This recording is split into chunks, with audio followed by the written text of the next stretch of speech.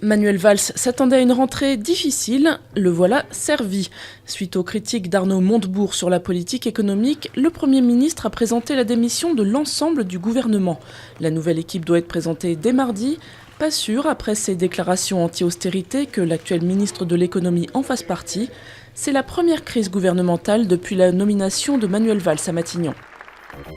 Un carjacking tourne au drame à Marseille. Un homme a été tué après une course-poursuite et une fusillade avec les forces de l'ordre.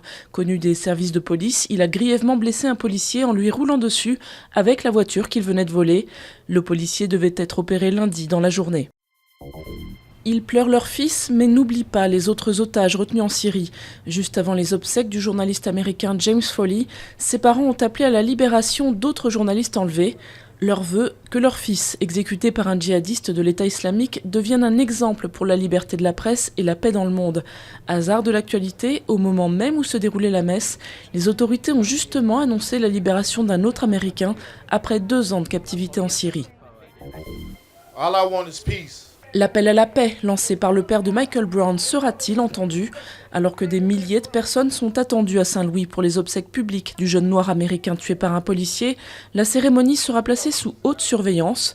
Sa mort, dont les circonstances exactes n'ont toujours pas été déterminées, a ravivé les tensions raciales aux États-Unis. Circulation coupée, plus de 6000 policiers déployés. Tout est en place pour le bon déroulement du carnaval de Notting Hill à Londres. 1 million de personnes et presque autant de couleurs et de plumes sont attendues. Cela fait plus de 50 ans que ce quartier chic de l'ouest de la capitale britannique vibre au son de la musique des Caraïbes pendant 2 jours à la fin de l'été.